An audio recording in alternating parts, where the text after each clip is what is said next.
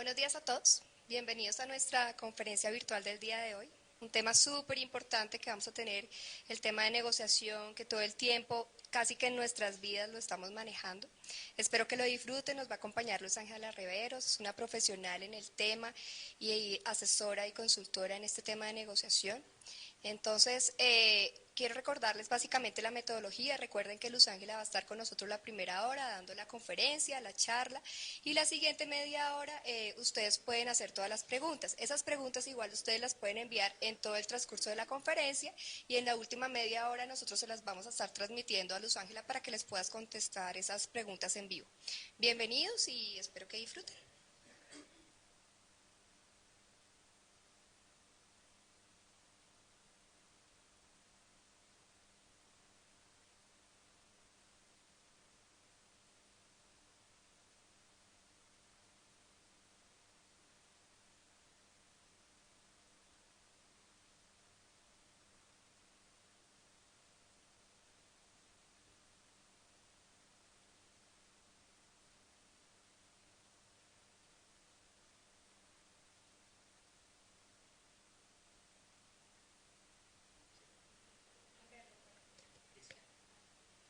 ¿Listo?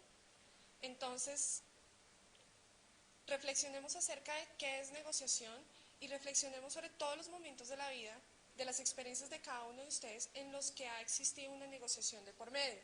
Generalmente cuando llegan las empresas aquí a Bogotá Emprende a asesoría con nosotros, esto es un tema demasiado álgido para los empresarios, es un tema que preocupa mucho a los empresarios. Y siempre me he puesto a pensar dentro de la experiencia qué es lo que los preocupa tanto o por qué esa carga tan grande o esa carga emocional que le dan al momento de la negociación en una rueda de negocios, frente a un cliente, frente a una cadena mayorista, frente a un cliente potencial muy grande. Y es realmente porque hay dinero de por medio lo que hace que el empresario sienta esa carga emocional de una negociación y a veces se revalúe si sabe negociar o no sabe negociar.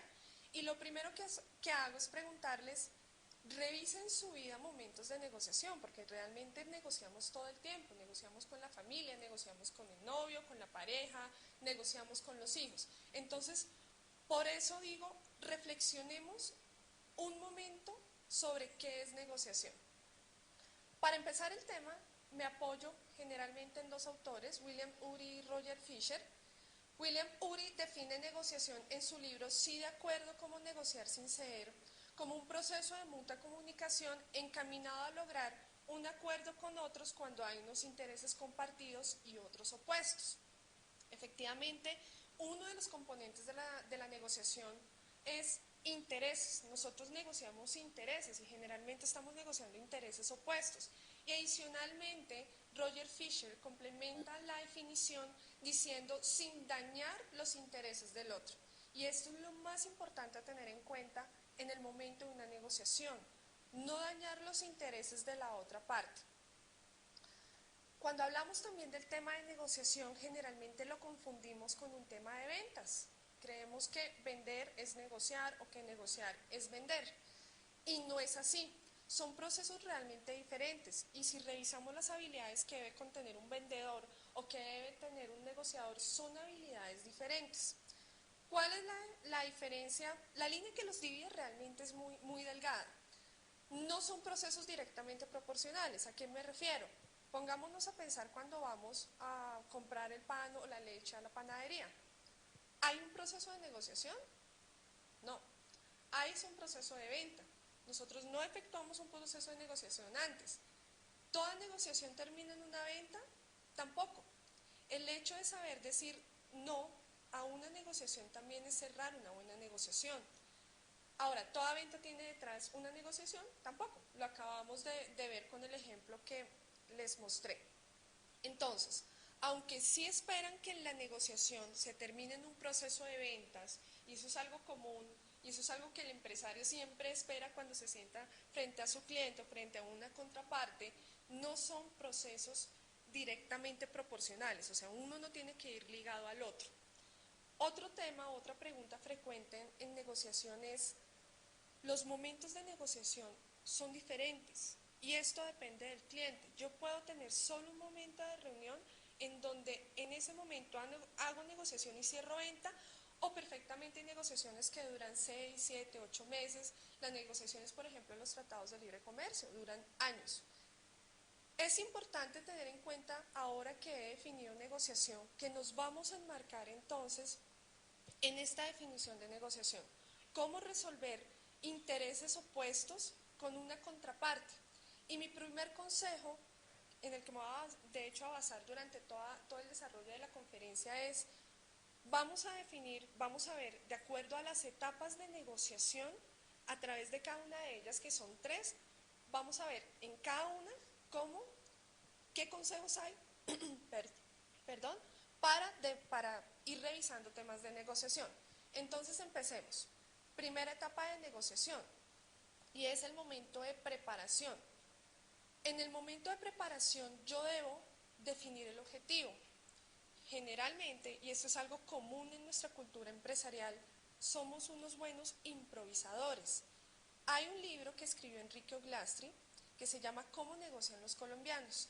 Este libro recoge unas características de negociación, sobre todo de los colombianos, y en una de ellas dice: somos improvisadores, pensamos a corto plazo, y una muy importante, pensamos que regateo es negociar, y esto no es así. Cuando hablamos de que somos improvisadores y les voy a poner un caso para ejemplificar el tema, me encuentro con un cliente, con un empresario, y él me comenta que al siguiente día tiene una reunión con una empresa que se llama la Cámara de Comercio de Bogotá. Entonces yo le pregunto al empresario: bueno, ¿y a qué vas a ir allá? ¿No? A ver qué. Generalmente son respuestas comunes del empresario. A ver qué. Es una manera de decir: estoy improvisando en el tema. Yo debería de antemano conocer quién es la Cámara de Comercio. ¿Es una entidad pública? ¿Es una entidad privada? ¿Es una entidad que maneja recursos públicos? ¿Cuáles son sus objetivos? ¿Cuál es su misión? ¿Qué hacen ellos? ¿Quién es la contraparte? ¿A qué se dedica? Eso lo vamos a ir desarrollando más adelante en las etapas de la negociación. Otro ejemplo para mirar, o para que ustedes revisen cómo es que no nos preparamos cuando vamos a una negociación. Cuando nos presentamos a una entrevista, y esto yo lo he hecho en las cápsulas que he dictado en Bogotá Emprende, Aprende a Negociar, hago la consulta al público. ¿Cuántos de nosotros preparamos o sabemos qué hace la empresa, qué hace la persona que me va a entrevistar cuando yo estoy buscando ofertas de empleo? Y generalmente el 60 o 70% responden: yo nunca preparo antes de ir a una entrevista. Yo a veces entro a la entrevista, no tengo ni idea quién es la empresa. A eso me refiero cuando digo somos muy buenos improvisadores, o cuando el libro de Enrique Oglastri resume que somos muy buenos improvisadores. Entonces, lo primero que vamos a hacer como consejo en etapas de la negociación es preparar esa negociación. Y para preparar la negociación vamos a definir 3 puntos. Primero, preparémonos, definamos el objetivo. Para definir el objetivo es: ¿qué espero yo lograr con esta negociación? ¿Qué espero obtener de esta negociación? Recuerden que los objetivos generalmente tienen características como que sean consistentes. ¿Consistentes con qué? Consistentes con los intereses míos y con los intereses de la otra parte.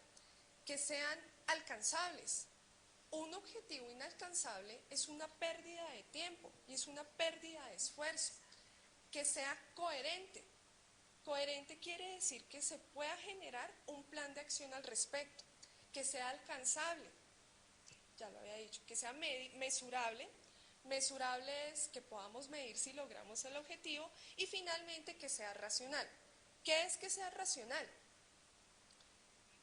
Hago una pregunta: ¿es realmente racional cuando nosotros decimos yo lo único que quiero de mi contraparte es sacarle la ventaja? ¿Por qué les hago esta pregunta de si es verdaderamente racional? Porque cuando estamos hablando del tema de negociación, y si recordamos la definición de Roger Fisher, decía sin dañar los intereses del otro.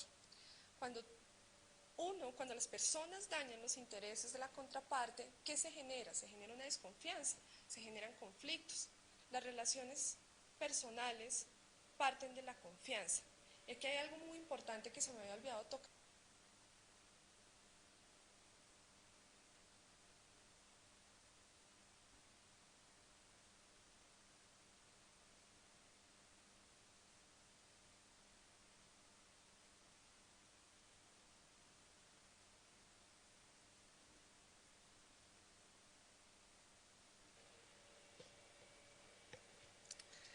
que el 60 o 70% de la efectividad de una negociación está en la persona.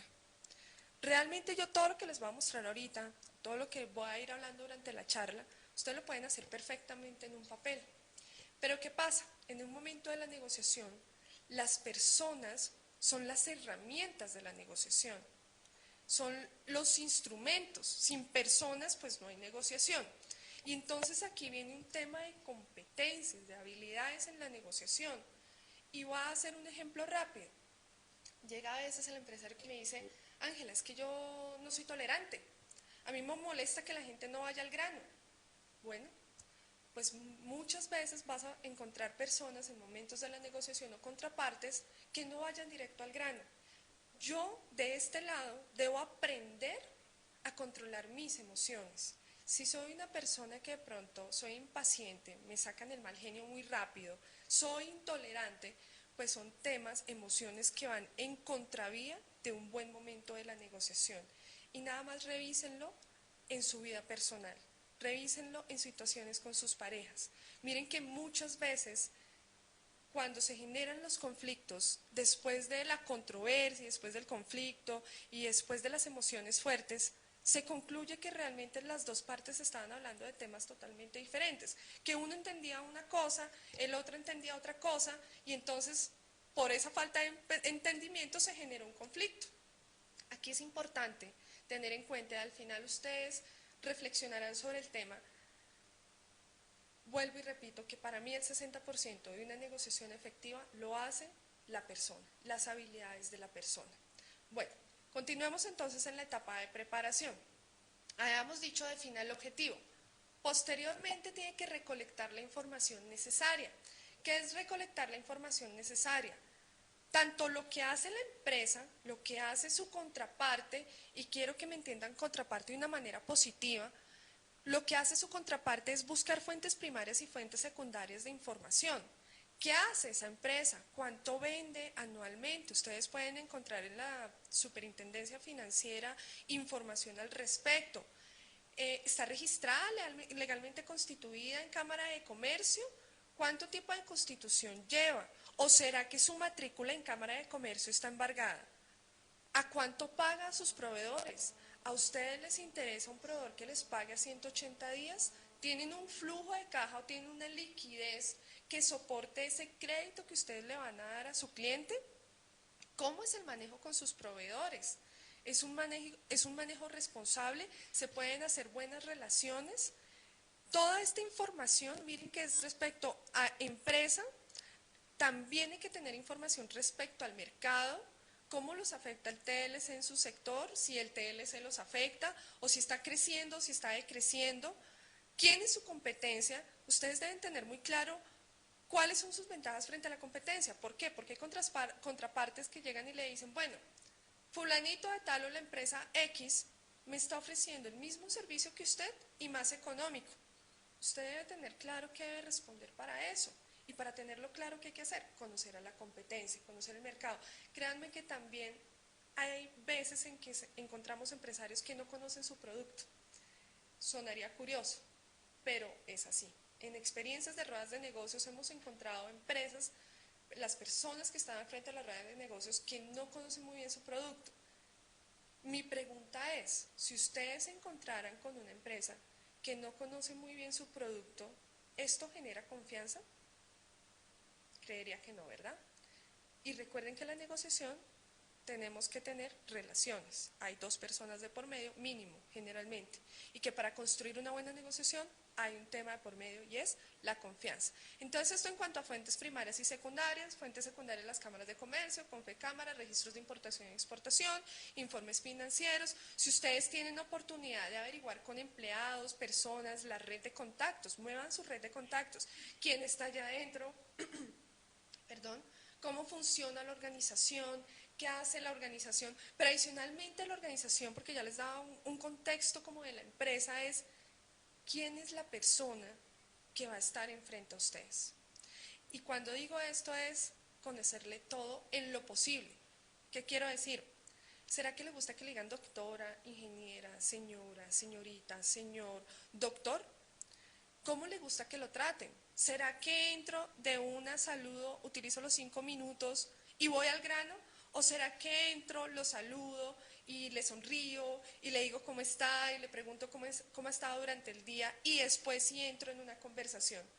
Todos esos elementos nos ayudan para poder lograr mantener el control de la negociación. ¿Qué pasa durante la negociación? Que nosotros generalmente entramos, eso es como de manera inconsciente, no nos damos tanto cuenta de esto, pero ¿qué pasa? Entramos con ansiedad, entramos con miedos. ¿Y por qué sucede esto? En general sucede porque no hay un conocimiento de la contraparte o no hay un conocimiento de lo que yo estoy ofreciendo o de lo que me puede ofrecer la otra persona. Es realmente por eso que generalmente se generan ansiedades y miedos. Entonces, definamos bien, planeemos bien el objetivo, posteriormente conozcamos información, saquemos información. Hay un dicho que yo utilizo mucho y es: el que tiene la información tiene el poder, pero hay que saberlo utilizar. Posteriormente, defina cuál es la estrategia de negociación. ¿Y qué es una estrategia de negociación? Son las acciones que se realizan para cumplir los objetivos propuestos en una negociación. Ejemplo, muchas veces les voy a contar un caso que tuve de una experiencia real en las cápsulas. Una persona me comentaba, estaba haciendo una negociación con una gran empresa, una poderosa empresa del país en el tema de turismo, y ellos hicieron una oferta que costaba 600 millones de pesos. Esta persona en menos de 5 minutos los bloqueó, los sacó casi que de la oficina y a los 2 o 3 meses volvió a llamar y les dijo: miren, les acepto la oferta por 250 millones de pesos. Y lo aceptaron. Muchos de ustedes se preguntarán, ¿qué pasó ahí? ¿Cómo es posible que se baje de 600 a 250 millones? Es más de la mitad. ¿Qué pasó ahí?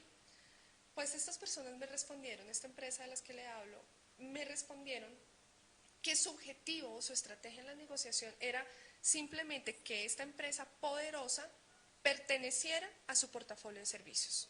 Esa era la entrada para que el resto de clientes de ahí en adelante sintieran más confianza, teniendo en cuenta que ya tenían en su portafolio de clientes una empresa tan grande y una empresa tan reconocida. Entonces 250 millones era llegar a punto de equilibrio, pero de ahí en adelante iban a ganar mucho más con los demás clientes. Entonces miren que en la estrategia de negociación cada uno de ustedes la define. ¿Qué busco yo? Que esta empresa pertenezca a mi portafolio de clientes. Voy a buscar diferencias para poderlas resolver rápidamente. Simplemente voy a recopilar y analizar información, o voy a entrar con una estrategia de vamos a trabajar en equipo y voy a enmarcar la negociación como un esfuerzo conjunto. Hay una serie de preguntas que generalmente nos respondemos cuando les decimos escoja la estrategia, y es: ¿quién es su contraparte? ¿Qué hace en el mercado? ¿Cuál es el interés de su organización en la negociación? ¿Qué tipo de relación quiere establecer? Aquí es importante, y recalco algo, la negociación es como un matrimonio, es buscar una relación a largo plazo, sobre todo en el tema empresarial, porque generalmente en Bogotá Emprende hablamos de clientes. Clientes son las personas que me generan una recompra o que me generan un buen voz a voz. ¿Y qué hacen ustedes para mantener una buena relación con su pareja o con su esposo y mantenerla a largo plazo? Se conocen, hay una relación de confianza, pero adicionalmente saben cómo tratar a la otra parte, saben, aprenden a ir tratando a su esposo, aprenden a ir tratando a su pareja, y así mismo funciona en el mundo empresarial, aprender a ir tratando a ese cliente o a ese proveedor. ¿Qué tipo de personalidades tiene su contraparte? Créanme que el tema de personalidad influye muchísimo en una negociación. Más adelante, cuando ya estamos hablando de en la mesa de negociación, que es la siguiente etapa, vamos a ver comunicación. Y aquí nos vamos a ir dando cuenta cómo definitivamente el tema de las habilidades impacta en una negociación efectiva. ¿Por qué les interesa el negocio? ¿Qué nivel de conocimiento tiene este negocio? ¿Quiénes toman la decisión? ¿Quiénes influyen y quiénes son posibles porteros? Generalmente cuando estamos hablando de negociación, hablamos a veces de tres tipos de personajes que uno puede enfrentar en un momento de la negociación. El primero es el portero. ¿El portero quién es? La persona que filtra toda la información. De pronto el analista de compras que se siente y revisa que todas las especificaciones técnicas se cumplan. Está el influenciador y está el decisor. Y aquí voy a poner un ejemplo para trabajar estos dos tipos de personas que pueden aparecer en un momento de negociación. El gerente y el asesor. Entonces, está el gerente, que puede estar convencido del producto, que puede estar convencido del servicio, pero siempre necesita de la opinión de su asesor para aprobarlo. Entonces, el asesor viene siendo el influenciador, el gerente es el que tiene la capacidad de decisión. ¿Y cuál va a ser mi estrategia de negociación? Tercer paso, diseñar la táctica. Entonces, habíamos hablado de defina el objetivo, prepare la estrategia y diseñe la táctica. En diseño de la táctica, ¿qué es? Primero, conozcamos el terreno.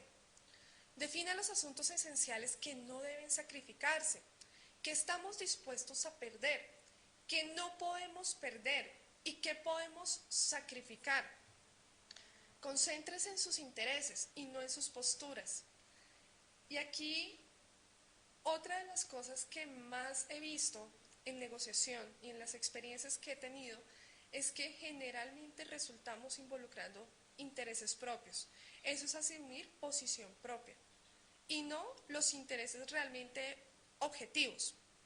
William Ury, en sus estrategias de negociación, dice: la estrategia más útil es utilizar el tercer lado o mirar las cosas desde el balcón, o como nosotros decimos en nuestro argot, mire los toros desde la barrera.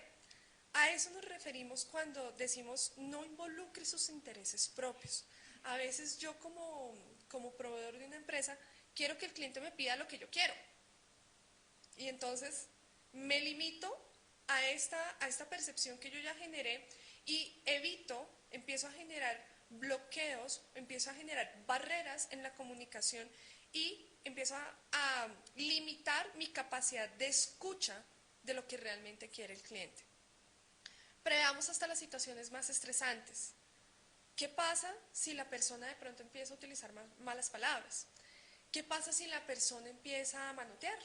Hay algunas personas que no les gusta que su contraparte manotee fuerte.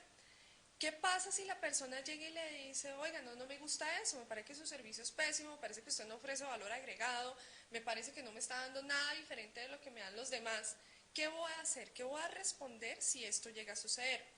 Y recordemos que el objetivo está por encima de las posturas emocionales. Para esto generalmente utilizamos una herramienta que se llama el MAN. El MAN es el mejor acuerdo de alternativa negociado. En el MAN definimos los niveles máximos y mínimos de una negociación. Lo voy a explicar con un ejemplo. Cuando llegan a las ruedas de negocios, una empresa que hace jugos de mora, sabe que su capacidad instalada son 10.000 unidades de jugos de mora mes. Se sentó en la mesa con un cliente internacional, pongamos México, y le dice el mexicano: me interesa mucho su producto, ¿le parece si empieza a enviarme contenedores de 20.000 unidades de jugos de mora? La persona se deja invadir por un sentimiento de satisfacción, como de gloria. Me están pidiendo un volumen altísimo de jugos de mora, logré ese cliente internacional, sí, claro, me parece, firmamos un acuerdo de entendimiento. En ese acuerdo de entendimiento hay una cláusula de seguridad, pero yo de la alegría y de la emoción no me di cuenta, y cuando salgo a ver, se me había olvidado que mi capacidad instalada era hasta 10.000, creo que fue lo que dije, hasta 10.000, y que me estaban pidiendo 20.000. Entonces, entro como empresa a ver, dije 10.000, dije 20.000, solo sé que pasa hasta 10.000, entonces no, aumentemos un turno más. Pero ¿qué pasa cuando se aumenta un turno más? Implica más costos. Esos temas hay que realmente evaluarlos, porque créanme, y esto lo he visto no por experiencia propia, pero sí por experiencia transmitida a los empresarios, hay negociaciones en donde es tan bonito lo que me están pintando que me quiebra. Yo me dejo emocionar, me dejo enamorar, digo sí y me quiebra. Otro ejemplo más clásico, los emprendedores cuando quieren entrar a las grandes superficies y se emocionan y logran el contacto y cierran en la mesa de negociación el acuerdo, y después se dan cuenta que les pagan a 180 días y que eso los quiebra. y los han quebrado porque he tenido casos de ello. Entonces, el man es eso que me permite definir hasta dónde me puedo bajar y hasta dónde puedo yo responder también. ¿Y a qué costo puedo responder ese hasta dónde? Hasta dónde me puedo bajar es mínimo qué debería aceptar yo sin perder. En los estilos de negociación hay como dos personalidades o dos posturas que definen a un negociador. Está el negociador integrativo y está el negociador distributivo. Generalmente el negociador integrativo tiene una postura laxa frente a una negociación. Es decir, me han dicho, Ángela, yo en los momentos de negociación a veces entrego tanto que se me olvida evaluar si esto es bueno para mí. Simplemente por tener bien al cliente, simplemente por tenerlo contento. Yo le ofrezco muchas cosas, entonces si quiere yo le llevo el pedido hasta su casa, mejor dicho, si quiere lo acuesto, lo arropo, le doy de comer y ofrezco demasiado y se me olvidan mis intereses. Y eso sucede en ciertas personalidades. El bajo, cuando yo defino hasta dónde puedo llegar abajo, es sobre todo para ese tipo de personalidades. Que lleguen, que negocien, que es muy bueno que siempre vean esa buena labor de la contraparte, pero sin dañar sus intereses propios.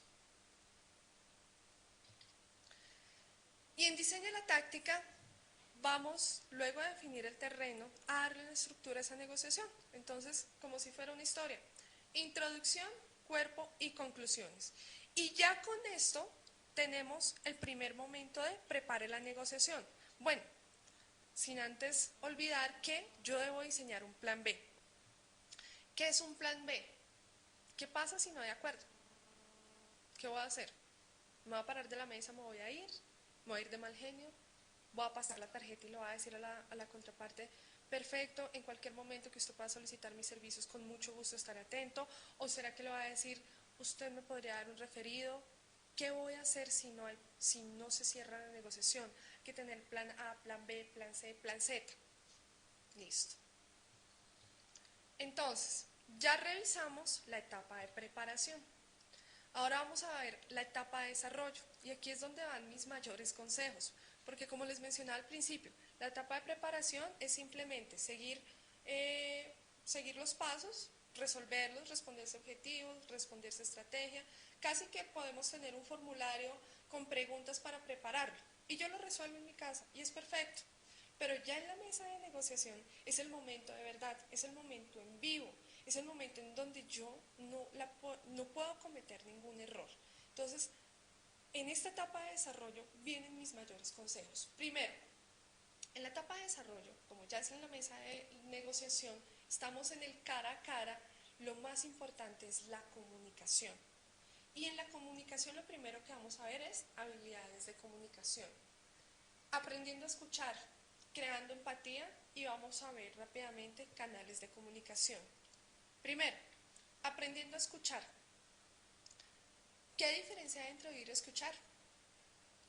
Son dos actividades muy diferentes. Yo puedo aquí estar oyendo el ventilador del videoín, pero puedo estarme escuchando a mí misma, concentrada en lo que estoy hablando. Cuando yo escucho es porque realmente entro en un tema de comprensión de lo que está diciendo la otra persona. Realmente me concentro en lo que está diciendo esa persona. Me pongo que hasta en sus zapatos. ¿Qué evita o cómo es que cometemos esos errores de no escuchar? Nos anticipamos en nuestra cabeza la respuesta. Entonces, la otra persona me está diciendo, es que Ángela, tú deberías mejorar el formato porque no es muy entendible. Yo no dejo mi cabeza en silencio, sino cuando ya me dice, tú deberías mejorar el formato, ya de mi cabeza le estoy respondiendo, no, pero es que a mí me parece que el formato funciona así. No dejo que él termine su comunicación, me anticipo, genero una respuesta en mi cabeza y eso perturba la manera de escuchar, eso perturba la concentración. Entonces, William Ury también habla de esto, una de las habilidades que hay que desarrollar en materia de negociación es aprender a escuchar. El 45% del tiempo deberíamos estar escuchando. De hecho, esto funciona también para el tema de ventas. Un buen vendedor lo primero que hace es escuchar. Ahora, pregúntense ustedes, ¿qué tanto escucho yo? ¿Qué tanto dejo que la otra persona termine su conversación para yo poner mi argumento o mi postura? ¿Qué tanto yo me pongo en la posición de la otra persona para comprender por qué me está diciendo X, Y o Z? Eso mejora mi capacidad de escucha. Y apaguen un poco la cabeza, es decir, no generen respuestas anticipadas a los temas, ¿sí? Traten de mirar siempre los toros desde la barrera. La siguiente técnica es empatía, generando emparejamiento. Sí, por favor. Creando empatía. Y para crear empatía, ¿qué es empatía? Primero, empatía es la identificación mental y afectiva de un sujeto con el estado de ánimo de otro. Es la capacidad de identificarse con alguien. Y para crear empatía necesitamos dos temas, emparejamiento y red marcada. Voy a explicar de una manera más light, qué es empatía. ¿Les ha pasado alguna vez que llegamos y vemos a una persona por primera vez y generamos una buena simpatía, como que nos sentimos conectados, como que decimos, ay, esa persona me cayó muy bien, solo cruzamos 3 o 4 palabras, pero entonces sentimos que hay una conexión? Eso es empatía. Que claro, ustedes me van a decir, Ángela, eso no se genera con todo el mundo. Sí, efectivamente no se genera con todo el mundo. ¿Y por qué no se genera con todo el mundo? Pues porque tenemos canales de comunicación diferentes, ya vamos a entrar al tema de canales de comunicación, y tenemos además personalidades diferentes. Entonces, para crear esa empatía o esa buena sinergia, ¿qué necesito yo? Uno, emparejamiento. El emparejamiento es lograr conectarse con la otra persona, ya sea copiando sus posturas, ya sea copiando su lenguaje, ya sea copiando su respiración, es sentarse de la misma manera que está la otra persona, es lograr como casi una comunicación en el lenguaje no verbal, en el lenguaje corporal. Cuando ustedes van en un bus, están sentados o cuando están al lado de una persona que bosteza, ¿qué sucede generalmente? Que yo bostezo. ¿Por qué sucede eso? Porque hizo emparejamiento. ¿Y qué es emparejamiento? Es esa conexión como inconsciente que hay entre esas dos personas. A eso nos referimos cuando les digo hagan emparejamiento. Y hagan red marcada. ¿Qué es red marcar? Lo voy a definir con un ejemplo muy claro. Asumamos que estamos soñando, estamos durmiendo y soñamos. Y soñamos que nos están robando la casa. Y soñamos que el ladrón alcanzó a entrar a mi cuarto y me alcanzó a apuntar. Claramente cuando ustedes se despiertan de este sueño, lo primero que ustedes miran es que realmente eso no haya sucedido, que estén bien, están agitados, están angustiados, algunas lloran, están conmocionados. Miren que alcanzaron a tener sentimientos como si lo hubieran vivido de manera real. Pero cuando ya se dan cuenta que están en su cuarto, que esto fue un sueño, ahí eso se refiere a reenmarcar la situación. Es decir, volver a poner eso que yo estaba viviendo en una situación real. Quiero dar otro ejemplo, sobre todo en materia de comunicación de las personas. A veces me dicen mis amigas, Ángela, yo lo primero que le miro a un hombre son los zapatos. Que los zapatos estén brillantes, que sus uñas estén limpias. Conocieron X o Y hombre. Y efectivamente miran sus zapatos y miran sus uñas. Y se dan cuenta que de pronto sus zapatos no están tan brillantes, que sus uñas no están tan limpias. Yo lo que les digo es remarquen la situación, porque están generando de pronto un juicio negativo de esa otra persona sin entender realmente el contexto de lo que está pasando, sin conocer la información de ahí hacia atrás de lo que le pasó a esa persona para que tenga las uñas sucias y los zapatos sucios. Remarcar es mirarlo nuevamente y decir, pero se peina lindo, pero tiene una mirada bonita. Eso es remarcar, volver las situaciones de manera positiva. ¿Y esto para qué nos sirve? Muchas veces, y analicen esto y reflexionenlo, generamos percepciones sin conocer a la otra persona. Generamos percepciones de entrada, esa persona debe ser creída, esa persona no debe ser juiciosa, esa persona. Remarquemos las situaciones de manera positiva, porque si nosotros nos quedamos con ese juicio negativo, ya ahí hay un bloqueo de la comunicación. Ya ahí hay una barrera en la comunicación asertiva. Y esto es, generemos empatía. Ahora, canales de comunicación. Entonces repaso. aprendiendo a escuchar, generando empatía y canales de comunicación. Y en canales de comunicación existen 3 canales de comunicación: el visual, el kinestésico y el auditivo. Todos los seres humanos tienen los 3 canales de comunicación. Cada uno desarrolla un canal de comunicación. Algunos, un canal de comunicación es predominante, otros tienen los 3 canales de comunicación desarrollados, pero todos tenemos los 3 canales de comunicación.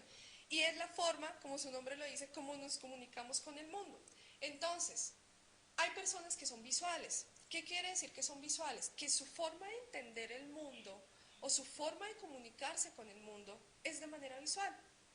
Entonces, son personas que generalmente sí, si de entrada llegó el cliente, yo lo voy a mirar de arriba abajo, no porque lo esté escaneando, no porque esté mirando a ver si está bien vestido o mal vestido, simplemente porque esa es mi forma de comunicarme con la otra persona, esa es mi forma de entender quién es la persona que está llegando. Generalmente las personas visuales son personas que en su forma de vestir son regias, es decir, en las mujeres es muy fácil identificarlo, que el accesorio le combina con el bolso y el bolso le combina con los zapatos. Perfecto. Ella está bien arreglada, está muy bien maquillada, está muy bien vestida. Generalmente son personas visuales. Revisen esto. Los comerciales generalmente son personas visuales. Generalmente son personas muy puestas, muy simpáticos, siempre bien arreglados, siempre visualmente agradables. Ellos son los visuales. Y aquí yo siempre hago este ejercicio cuando estoy en público y es, si yo tuviera un jefe o un cliente visual, ¿cómo debería presentarle la propuesta? Sencillo, utilizando cosas visuales. ¿Qué es utilizando cosas visuales? Llevando muestras de producto. Ángela, no tengo muestras de producto, es un servicio. Saque un portafolio, saque una presentación, haga una presentación en sí, empresa, en PowerPoint, saque algo y muestre algo, porque ellos se comunican de manera visual. Está el siguiente canal, que es el canal auditivo. En el canal auditivo ellos utilizan sus oídos para escuchar, ¿sí? Son más callados, efectivamente, porque todo el tiempo están escuchando. Las palabras son muy importantes para ellos. La forma en cómo se comuniquen es muy importante para ellos. Si ustedes revisen en sus experiencias si alguna vez les ha tocado una persona a quien ustedes les está hablando y la persona simplemente está tomando nota, mirando el computador, haciendo cualquier otra cosa, menos teniendo contacto visual con ustedes. Inmediatamente empezamos a pensar, ay, no me está poniendo atención, está en otro rollo, está en otro cuento, yo no le intereso. Y cuando yo termino de contarle lo que tenía que contarle, esta persona es capaz de resumirme todo lo que yo acabo de decir. ¿Qué pasa? Para los visuales, para los auditivos, no es importante generar un contacto visual. Para ellos es importante escuchar. Por eso muchas veces ellos se giran un poco, ponen la oreja, paran atención. Y esos son los auditivos. Los auditivos son muy precisos, generalmente van al grano, son muy concisos, son racionales, son pragmáticos. Y miren que con esta información que ya les he ido dando, si revisamos las habilidades de un vendedor y las habilidades de un negociador, pongámoslo en una multinacional, las habilidades del gerente comercial y las habilidades del gerente de compras son distintas. Finalmente, el canal kinestésico. Y el canal kinestésico es el canal de los sentidos, es el canal del tacto, de los olores, de las sensaciones. Y para las personas kinestésicas son aquellas que, por ejemplo, son muy gestuales, ¿sí? Entonces, es importante que las saluden de beso, es importante que les pasen la mano, es importante que les genere una sonrisa. Reflexionen si ustedes han llegado o son de esas personas que les pasa que llegan, sonríen, y si la otra persona no me copia una sonrisa, me empiezo a sentir mal. Ah, debe estar bravo, no, debe estar molesto. Esos generalmente son los kinestésicos. Espero que la otra persona me copie una sonrisa, pero puede ser que la otra persona esté en un canal auditivo. El auditivo simplemente dice, ¿por qué tengo que copiar una sonrisa? No entiendo. Entonces miren que son 3 canales de comunicación totalmente diferentes, en donde yo tengo desarrollado un canal más que otro, o vuelvo y repito, puedo tener los 3 canales desarrollados. Y eso afecta a la comunicación. Y la comunicación es el elemento más importante en la mesa de negociación. Ahora revisen. en qué canal están ustedes, es decir, cuál es su canal de comunicación y de pronto cuál es el canal de comunicación de su cliente o cuál es el canal de comunicación de su pareja. Voy a poner un ejemplo a nivel de pareja.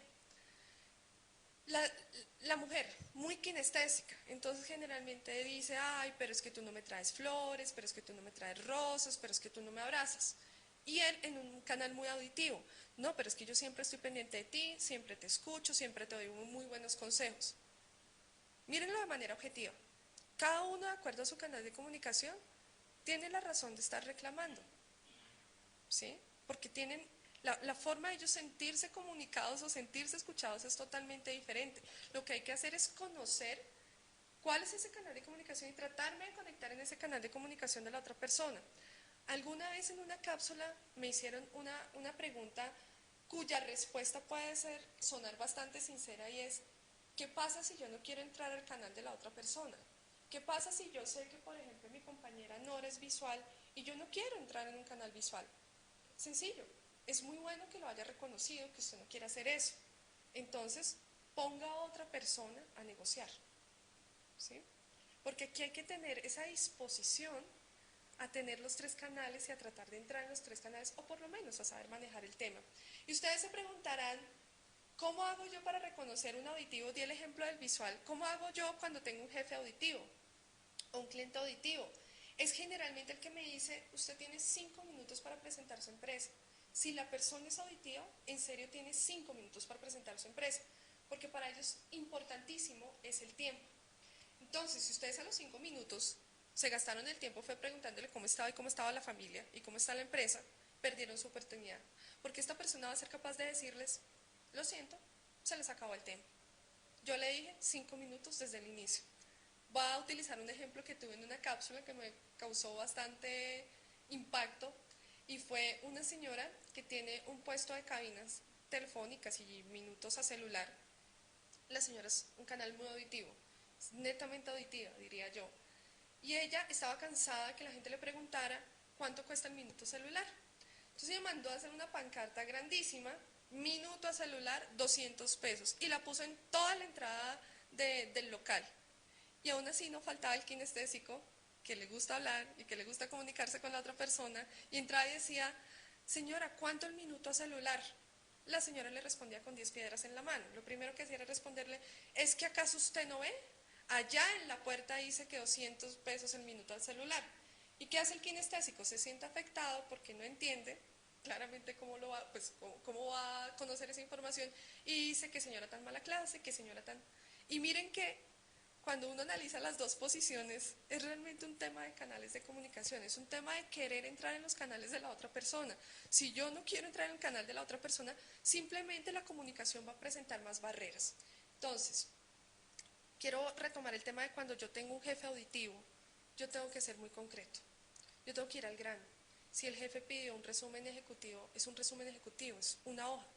No son 10 hojas, no son gráficas, no son PAIs, no es un informe maquillado, es un resumen de 5 hojas, de media página, de una hoja, de 5 párrafos, de media página. Y cuando estoy frente a una persona kinestésica, que digamos es uno de los canales más fáciles de reconocer porque la persona es supremamente gestual, es sonrisa, es generalmente te pasa la mano. Hay personas que termino la cápsula, pues es la primera vez que los veo, termino la cápsula y salen y me dan un beso. Para ellos es importante comunicarse en ese canal, porque están en un canal kinestésico. A mí no me molesta, he aprendido a manejar el tema, pero muy seguramente va a haber otra persona que diga, oiga, qué exceso de confianza esta persona, ¿cómo se le ocurre acercarme a despedirse de beso? El kinestésico hay que siempre estar copiando lo que él haga en su lenguaje no verbal, es decir, en su lenguaje corporal. Sonreírle, tampoco una sonrisa ficticia. Esto tiene que ir a la medida de las habilidades de ustedes. Yo no puedo tampoco llegar a tratar de hacer un teatro o hacer algo que no soy yo. Esto siempre medido a sus habilidades. Sonreírle, pasarle la mano, preguntarle cómo está, cómo le ha ido. Eso es importante para una persona kinestésica. Y estos son los tres canales de comunicación: visual, auditivo, kinestésico. Otro tema gravísimo en la comunicación es los vicios de la comunicación. Vamos a ver cuáles son esos vicios. Culpar. Ejemplo. Es que Juan me emborrachó. Estamos culpando a otra persona por unos actos que son propios, donde ustedes tienen la decisión de decir si se emborrachan o no se emborrachan, pero culpamos al otro. Es que mi jefe no me entiende. Es que el cliente es muy cerrado, él no entiende porque yo el valor agregado de mi producto o servicio. Estoy utilizando frases donde estoy culpando. Y eso es un gran error. En nuestra comunicación sucede mucho. Culpamos y no asumimos. Pontificando. ¿Qué es pontificar? Pontificar es cuando yo creo tener la última verdad sobre lo que estoy diciendo. Ejemplo, es que yo sé que el cliente se pone bravo si yo le negocio precio. Seguro. Todos los clientes se molestan si yo le negocio precio. Estás pontificando, estás asegurando algo que no es cierto. ¿De dónde sacas esa información? A menos que ya la hayas obtenido con anterioridad, perfecto. Pero si no la has obtenido, si no sabes si realmente el cliente se pone bravo por el precio, ¿cómo estás sacando esa información? Entonces, eso es otro de los vicios de la comunicación. Disfrazando. ¿Qué es disfrazando? Es cuando queremos decir algo, pero no lo mostramos dentro de la frase o dentro de la oración que decimos de manera directa, sino lo ocultamos. Entonces, ¿qué te parece si mejor seguimos con esto mañana? Ahí, ¿qué estoy diciendo? No quiero trabajar más hoy. ¿Sí? Eso es disfrazar, cuando no asumimos como las consecuencias o los actos o no nombramos un sujeto que asuma los actos de esa oración que estoy diciendo. Encasillando. ¿Encasillar qué es? Encasillar es cuando yo limito opciones. Y cuando limito opciones, pues no dejo espacio para la creatividad. Y el tema de la negociación es un tema que también necesita creatividad. Un ejemplo. Nos vamos para Santa Marta o Barranquilla. Ahí, sin tener en cuenta a la otra persona, ya estoy diciendo solo dos opciones. Escoge entre Santa Marta o Barranquilla. O es que esto hay que preguntárselo al jefe. ¿Realmente el jefe hay que subirle este tema al jefe para que esto se resuelva? ¿O de pronto lo podemos solucionar entre los dos? ¿O será que tal vez lo podemos solucionar con una tercera parte? Vamos 4. Quinta. Pasivizando. ¿Qué es pasivizar? Es cuando hacemos que una oración no tome la fuerza que debe tener, sino simplemente generalizamos. Entonces decimos, sí, es que un ejemplo común, me van a disculpar, pero es un ejemplo común, todos los hombres son iguales. Pasivizamos, ¿sí? Todos los hombres son iguales, o todas las mujeres son iguales. Y enlagunando. Y enlagunando es cuando no dejamos o no asumimos el rol de la oración. Se hizo tarde. ¿A quién se le hizo tarde? A mí, al jefe, a la compañía, al grupo, al cliente. Es que no me entendieron.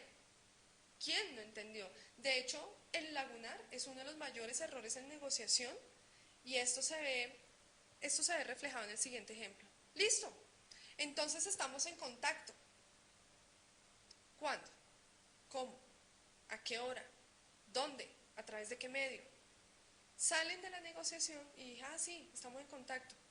Pero yo no le dije si por correo, ¿será que lo llamo?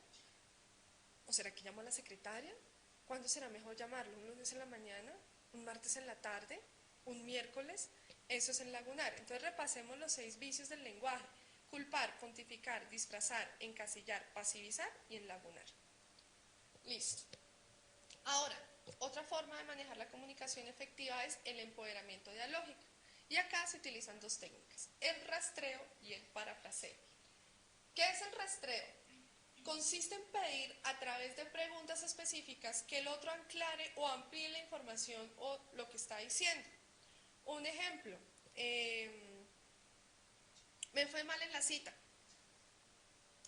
Me gustaría saber en qué puntos sentiste que te fue mal en la cita o cómo llegaste a esa conclusión. Eso es rastreo. Estoy preguntando para entender más la información que la otra persona me quiere decir. Y miren que cuando yo digo me fue mal en la cita, es una frase muy generalizada. Entonces, si ustedes quieren mejorar su comunicación, una de las técnicas y uno de mis consejos es utilicen esto de rastreo o parafraseo. o generen preguntas que les ayuden a comprender más la información de su contraparte, o parafraseen. ¿Qué es parafrasear? Consiste en repetir con nuestras propias palabras y de forma empoderada lo que el otro está diciendo. Entonces la persona me dijo, Ángela, el informe tiene que estar listo el lunes a las 8 de la mañana con tales características. Yo le digo a mi jefe, entonces para concluir, el informe tiene que estar el lunes a las 8 de la mañana con las características A, B, C, D, E, ¿cierto? Sí. Ahí yo estoy diciendo lo mismo que está diciendo mi jefe, pero en mis propias palabras. Y en mi experiencia, creo que en mi experiencia y a mí por mis habilidades es una de las técnicas que más me ha funcionado y que más me ha llevado al éxito. Parafrasear, porque es que parafrasear consiste en entender el mundo del otro en tu mundo, en tus palabras, en tu posición. Listo. Y aquí ya cerramos el capítulo de desarrollo en la mesa de negociación. Como pueden ver, la comunicación es el elemento más importante en una mesa de negociación, el lenguaje corporal. Tuve alguna vez la oportunidad de compartir una experiencia de la negociación de un sindicato con una empresa y me contaban la siguiente historia, cuando yo estaba hablando de canales de comunicación y del lenguaje corporal, cómo influye tanto en una negociación. En esa oportunidad yo estaba hablando de que si ustedes se sientan frente a su contraparte, el hecho de enfrentarse, eso significa confrontación, eso significa rivalidad, eso significa que iba a haber una discusión, eso significa que iba a haber un conflicto. Claro, no somos conscientes de eso. No estamos pensando, oiga, me senté de frente y esto para mi lenguaje no verbal significa tal. No, nunca somos conscientes de eso. El lenguaje no verbal, frente a esa postura de enfrentamiento, interpreta eso y envía la información a nuestra cabeza. Pónganse a pensar, ¿cómo se juega el ajedrez? Uno frente al otro. ¿Cómo sacan los capitanes de un equipo de fútbol? Uno frente a otro. ¿Cómo se juega rugby? Uno frente a otro. ¿Por qué? Porque esa posición es de rivalidad. Entonces, siéntense a un lado de la otra persona. Y cuando yo estaba hablando de esto del lenguaje no verbal, cómo influye en un momento de la negociación, aquí vuelvo y conecto, la experiencia que me contaban era, Ángela, imagínense que una vez estábamos negociando, yo era parte del sindicato, esta persona me estaba comentando esa experiencia, yo era parte del sindicato, y estábamos sentados en una mesa, pues semirredonda, pero estaban 3 puestos de un lado y 3 puestos del otro. Y nosotros, la parte del sindicato, ya estaba dentro de la mesa de negociación. Llegó la parte directiva y revisen esto.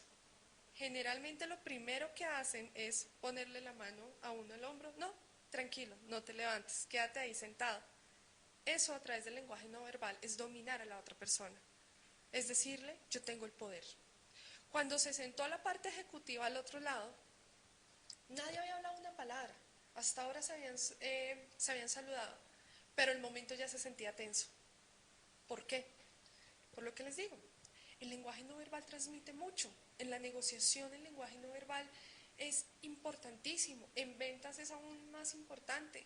Muchas veces tenemos tal vez palabras, tal vez tics, tal vez formas de decir las cosas que no agradan en su totalidad a la otra persona. Y vuelvo y repito, eso es un proceso de 2 personas, es un proceso de generar empatía. ¿Listo? Entonces ya vimos preparación, ya vimos desarrollo y vamos a la etapa de cierre. En la etapa de cierre, así como una buena venta se cierra, una buena negociación también tiene un cierre. Permítanme.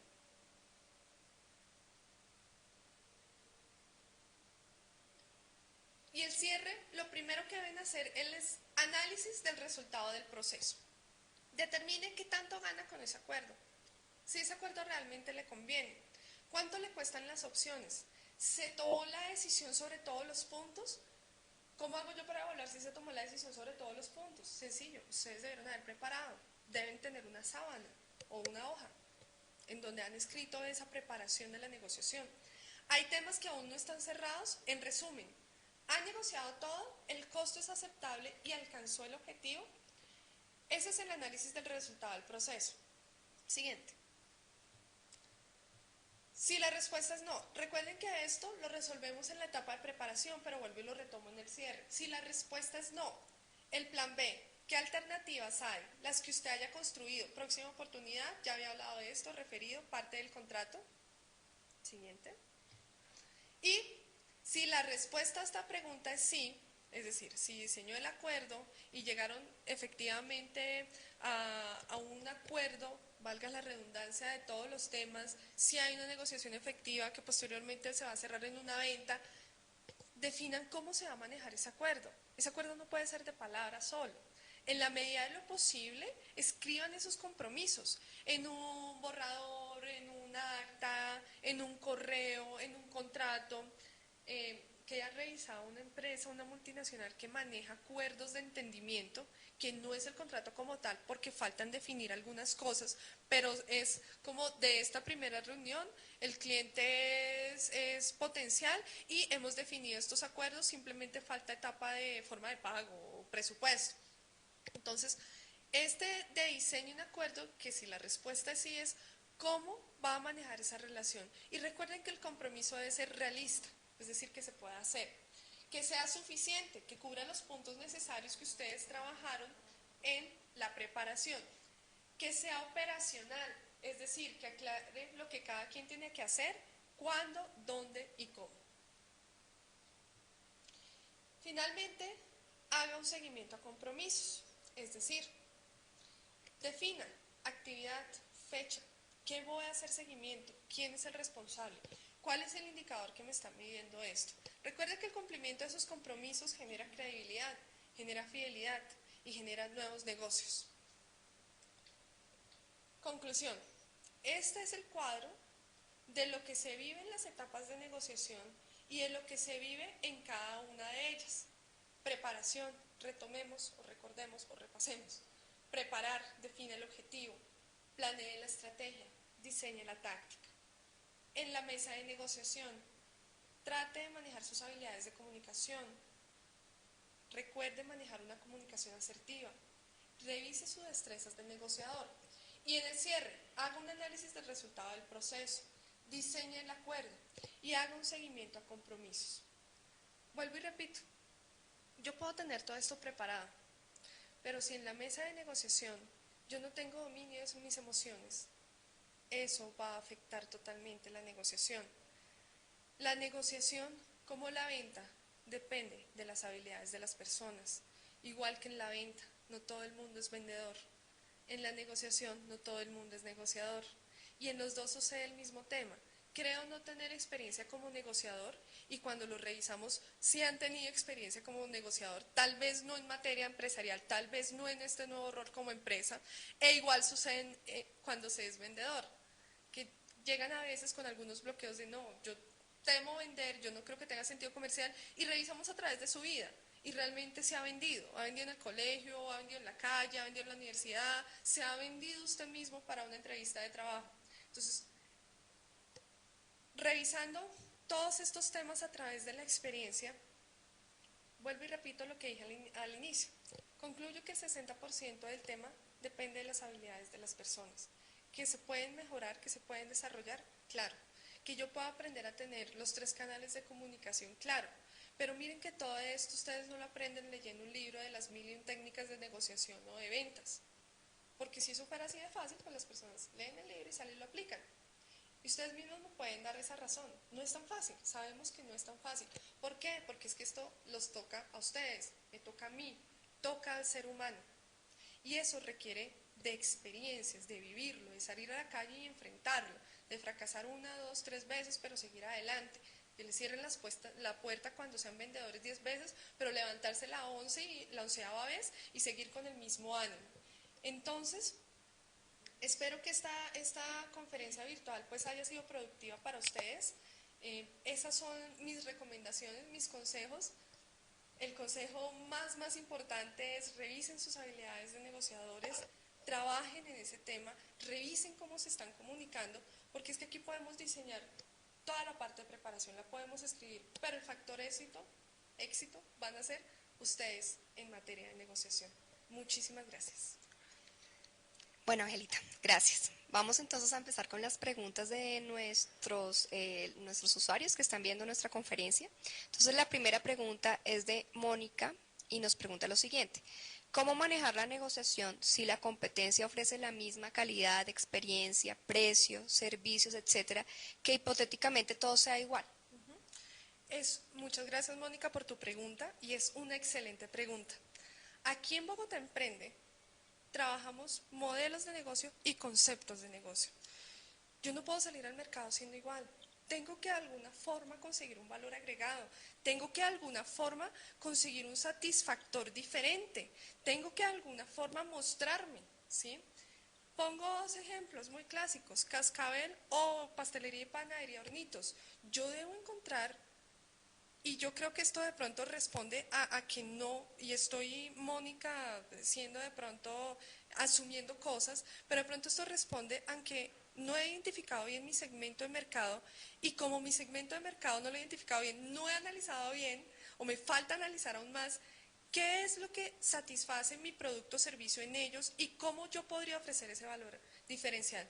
Efectivamente, si yo soy similar a la competencia, las barreras de entrada al mercado, uno, son muy altas y la forma de sostenerme es casi que con una competencia desleal, porque es que yo no puedo, como no puedo diferenciarme, tengo que luchar y es una lucha válida, es una lucha por sostenerse en el mercado. Entonces, yo creería, Mónica, que lo primero que debemos revisar es el modelo de negocio, redefinirlo nuevamente, organizarlo y ver qué es lo que puedes ofrecer tú o qué puedes tener tú de manera diferencial o de pronto a tus clientes qué más les puedes ofrecer que ellos reconozcan ese valor y cuando estés en un momento de negociación sacarlo siempre a flote. También esto me da pie, esta pregunta me da pie para decirles algo que se me olvidó de pronto hablarlo durante toda la conferencia y es, no todos son mis clientes, uno, y si yo veo que la contraparte no me está generando ese gana-gana, no me está generando esa buena relación, simplemente es decir, no, no me interesa, no me sirve. Por lo que les mencionaba en algún momento, a veces el decir sí o el no saber decir no más bien lleva a una quiebra de la empresa. Entonces, conclusión, yo primero revisaría el modelo de negocio para sacar un factor diferencial y así poder mejorar mis temas en negociación, en mercado y en ventas. Mónica nos pregunta también, ¿es bueno extenderse mucho en la presentación de nuestra empresa al cliente? Excelente.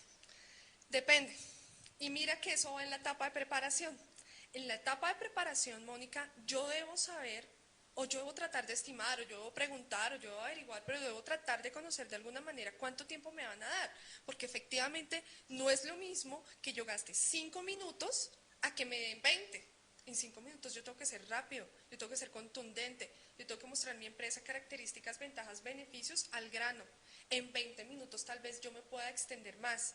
Ahora, si no te dan esos tiempos o si no te dan un rango de tiempos y alcanzas a notar que la otra persona de pronto es una persona en un canal de comunicación muy auditivo, pilas, porque esa persona muy seguramente o esa empresa son de tiempos muy cortos. Ahora, en promedio yo diría no te extiendas más de 10 minutos en presentar por lo menos tu empresa, no más de 5. De hecho, hay en técnica de ventas un tema que se llama el discurso del elevador, que es cómo lograr convencer a la contraparte de que te dé una cita en 2 minutos, en lo que sube un ascensor. Entonces, yo sí te sugeriría, primero, tratar de averiguar cuánto tiempo te van a dar. Dos, si no puedo averiguar ese tiempo que me van a dar, tratarla de hacer entre 5 y 10 minutos, muy contundente y al grano. Okay. Adenix nos dice, si quiero exportar mi producto, ¿cómo o qué posibilidad existiría de enfocar la negociación efectiva a ese plano internacional? Porque pues es diferente. Sí. De pronto, ¿qué apoyo existiría en el tema? Y si de pronto también en nuestro país, si tú sabes, existe un departamento que apoya en ese tipo de temas como tal, y de contratos y internacionales y toda la parte internacional. Bueno, sé que Adenix, no sé si te respondo la pregunta tal cual, pero de lo que entendí es, sé que hay empresas como ProExport, por ejemplo, que sí te ayudan en un proceso de preparación, de pronto un proceso de preparación más técnico, es decir, allá no vas a encontrar y cómo se negocia internacionalmente, pero sí de pronto puedes encontrar temas de legislación, temas de contratos. Ahora, tu pregunta también es muy válida porque se enmarca en todo lo que he hablado. Eso también hace parte de la preparación. Cuando yo negocio con otras culturas, no tanto con la latinoamericana, vemos que estoy negociando con culturas muy diferentes a la mía. no sé, árabes, japoneses, yo lo primero que debo hacer es conocer muy bien esa cultura, ¿sí? Hay muchos temas culturales, por ejemplo, para un japonés puede ser un símbolo de muestra de respeto, eruptar en la mesa, no sé, estoy inventando porque no me acuerdo cuál es la cultura que hace esto, para nosotros no, entonces nos podemos sentir de pronto como feo, de pronto incómodos. Hay que primero conocer esa otra cultura. De hecho, en el libro, Enrique Logastri, de cómo negocian los colombianos, hizo un estudio con holandeses, si no estoy mal, y alemanes, en donde los holandeses y alemanes decían, yo no entiendo por qué el colombiano quiere siempre entrar en confianza conmigo. Siempre quiere saber si soy casado, si tengo hijos. Le interesa mi vida personal cuando yo lo que estoy negociando es un punto netamente empresarial, netamente de negocios. No entiendo por qué se quiere meter en mi vida. Eso respondían ellos. Entonces es muy válido, Adenix, que conozcas muy bien la otra cultura. Ya esto en materia de negociación. Ya si quieres conocer temas de contratos, temas de cómo llegar a ese mercado, qué opciones hay, te sugiero ProExport. Si estás iniciando en el tema o si ya lo iniciaste, te sugiero Bogotá Exporta de la Cámara de Comercio de Bogotá. Listo. La siguiente pregunta es, ¿la neutralidad en una negociación raya con frivolidad y proyecta desconfianza? Eso es lo que dice nuestro usuario. ¿Y la empatía excesiva con la debilidad? No necesariamente. Mira que acá, eso es un excelente ejemplo, porque mira que acá estás partiendo de la percepción tuya, de tu creencia. Lo que pasa, esa creencia no es la creencia de todo el mundo. Para ti de pronto la neutralidad es un tema de frivolidad. Puede ser que para una persona auditiva ese tema de neutralidad, si lo tienes tú, sea excelente. Porque de hecho a ellos les gusta comunicarse más en un tema muy neutro, muy sin exceso de empatía, como decías. Ahora, el exceso de empatía depende a quién se lo apliques, es bueno y es malo. Porque claramente si yo se lo voy a aplicar a una persona muy auditiva, va a ser malo. La persona va a decir como, esta persona se la pasa sonriendo, es que me da un payaso en la cara, va a tratar de interpretar eso. Pero si estás en un canal kinestésico, va a ser bueno, porque te vas a sentir conectado con la otra persona. Entonces mira que más que haya una respuesta general al tema, o que exista como un manual, una técnica o una ley de Dios que pueda dar una respuesta a este tema, es más bien revisando el canal de comunicación de la otra persona, lo que tú dices puede llegar a ser, el exceso de neutralidad o el exceso de empatía puede llegar a ser bueno o malo. Por eso es bueno que en la etapa de preparación, cuando yo les decía, conozcan a la otra persona, pero no solo el mercado, no solo la competencia, no solo el producto, no solo el servicio, sino cómo si yo lograra digamos, si lograra poder saber desde antes cómo se comunica, en qué canal está la otra persona, estos temas o esta pregunta que tú me estás haciendo ahorita entraría resuelta. Si no, si yo no tengo esa opción de hacerlo o esa oportunidad de conocerlo antes, lo que tengo es que ser muy observador. Y cuando llega a la oficina o llega al encuentro con esta persona, tratar de diferentes técnicas, que esta información ustedes la consiguen en Google, revisar en qué canal de comunicación, tratar de estimar en qué canal de comunicación va la otra persona. Mónica nos pregunta, yo por lo general tengo un tono de voz alto y autoritario y no lo he podido cambiar, pero pues si me conocen soy ecuánime y acepto opciones, comentarios, críticas, etcétera. No he podido manejar mi tono de voz y por ejemplo a mi familia le molesta. ¿Cómo hago con mi cliente potencial para que conozca la realidad de mi conducta? Es una pregunta, es una pregunta en donde la respuesta está en ti. O sea, sé que va a sonar como, oye, yo he tratado de cambiarlo y he hecho de todo, pero pues no ha funcionado. El tema es que cuando entras en una primera oportunidad con el cliente, casi el 50% esos son los momentos de verdad. Y si tú le hiciste empatía al cliente, digamos, te da la oportunidad de una cita, pero si no, lo alejas. Hace poquito, hace 2 días tenía ese caso. Una persona que también es del Tolima y por su regionalismo, pues habla como golpeado. De hecho, yo pensé que era de Cúcuta, porque generalmente hay temas regionales, ¿sí? Y entonces él habla alto y él no, es que esta joda no debe ser así. Y manotea y utiliza expresiones tal vez fuertes para unos. Hay que empezar te sugiero algo, sí. Lo mismo que le sugería a este señor y es grábate. Empieza a grabarte y escúchate. Es la primera forma de empezar a reconocer qué es lo que estoy haciendo o en qué es que estoy fallando o qué son las palabras que estoy utilizando de pronto que hace que suene todo el tema más fuerte, ¿sí? Pídele a las personas que te rodean que cuando estés hablando en un volumen muy alto, te ayuden a bajar ese volumen, o sea, que te ayuden a ser consciente del tema. Primer paso, ser muy consciente de eso, que obviamente pues ya me lo estás preguntando, eres consciente de eso. Pedir ayuda, segundo paso. Y tercero, tal vez ese volumen alto se pueda arreglar, y ahí pues ya nos tocaría vernos, en el tema del lenguaje no verbal. De pronto, si tú estás frunciendo el ceño todo el tiempo, estás arrugando aquí la frente, estás hablando alto y todo el tiempo hablas así, pues claramente, aparte del tono de voz, por tu lenguaje no verbal, se nota como si estuvieras agrediendo a la otra persona. Entonces, no solo hay que revisar el tono de voz, hay que revisar si de pronto haces miradas muy fuertes, hay que revisar de pronto si un gesto y una sonrisa te puede aliviar el tema, hay que empezar a revisar otros temas del lenguaje no corporal, pero en resumen, diría yo, pídele ayuda a otras personas que cuando estés hablando muy alto te ayuden a ser consciente del tema y bajar el tono de voz. Y dos, escúchate, grábate, a ver cómo te va. Jaime nos pregunta, antes del cierre, ¿qué se puede hacer cuando la otra parte pide un descuento demasiado grande? Bueno, eso es de hecho una consulta muy general. Primero, tener claro tus límites, si la otra contraparte y conocerla, porque es que, a ver, si yo conozco de antemano que mi contraparte me va a pedir un descuento o me va a empezar a decir es que si utilizas impulsador entonces te vas a descontar el 10 y adicionalmente por la bodega te vas a descontar el 5. Si tú ya sabes eso de antemano, pues utiliza estrategias de precio. ¿Qué quiere decir? Súbete para que cuando te bajen, puedas lograr una buena negociación, pero pilas. Y quiero que en esto ser muy enfática, no aplica para todos los clientes. No todos los clientes regatean. Por eso la etapa de preparación, señores, se vuelve tan importante. Entonces, si yo ya sé mis mínimos y ya sé mis máximos y en la contraparte me pidió un descuento muy grande que yo no puedo soportar, simplemente digan no.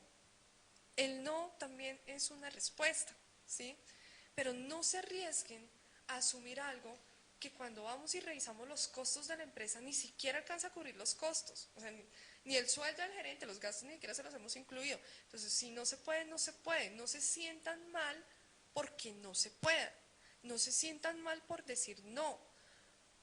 Y acá quiero utilizar como un ejemplo personal o digamos un ejemplo más de la vida diaria de cada uno. Ustedes se sentirían mal si yo te digo, te va a presentar una mujer que ella toma todos los días, no cuida a los niños, se va de farra cada fin de semana, no cocina, no ayuda en la casa, siempre le viene sacando plata, ¿te interesaría?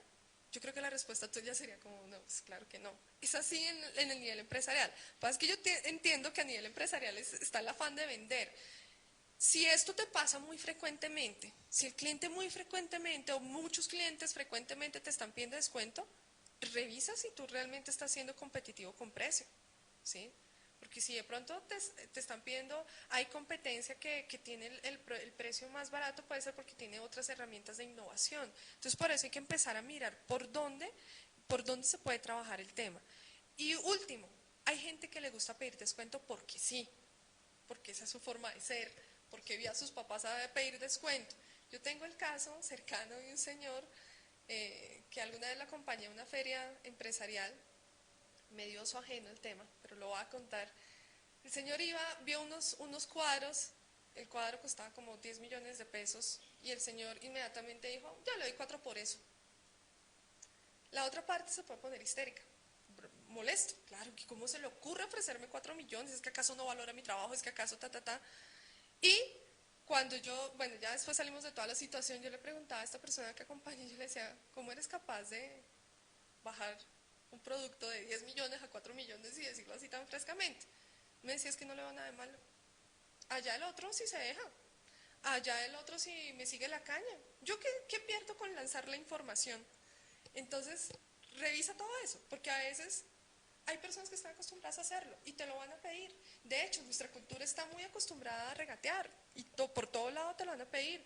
Pero también he tenido experiencias donde la gente, los que asisten acá me dicen, mira, yo en el sector de San Andresito, que es, digamos, un sector donde se regatea mucho, nunca he regateado. ¿Por qué? Porque yo entro primero vendiendo las ventajas y beneficios de mi producto. Y por ahí los enamoro tanto que ya al final, cuando les digo el precio, es lo que menos les importa. Entonces hay que revisar todas las estrategias y hay que empezar a hacer un diagnóstico Si te pasó una vez, pues simplemente ten en cuenta todo eso. Pero si te está pasando muy seguido o es un sector donde pasa muy seguido, toca revisar estrategias. Laura nos dice, trabajo en diseño gráfico y muchas veces la fase de la negociación en la que se imparte la cotización es por internet. ¿Cómo recomiendas que se trate este punto? ¿Es preferible siempre buscar citas para hablar personalmente? En la medida de lo posible, sí. Que la cara del santo es el milagro. Pero lo que pasa es que soy consciente que no todas las empresas dejan acercarse cara a cara a la otra persona. O sea, no hay esa opción. Entonces ya cuando estamos mirando temas de enviar la cotización, ya ahí no es un tema de negociación. ¿Sí? Eso se sale del tema de negociación. Ahí tú no estás negociando con nadie porque no tienes una contraparte, no tienes a la otra persona, no te estás comunicando con la otra persona, no está la otra persona de frente. Ahí son temas de empezar a revisar impacto como en temas de publicidad, como qué tanto estás generando impacto en esa cotización, en la forma en la que estás presentando, en tu imagen corporativa. Recuerden que la imagen corporativa, cuando yo no tengo la oportunidad de entrar a la empresa y ver a la otra persona, sino que me toca siempre enviar solicitudes, cotizaciones, ahí la imagen corporativa es la que habla por nosotros, ¿sí?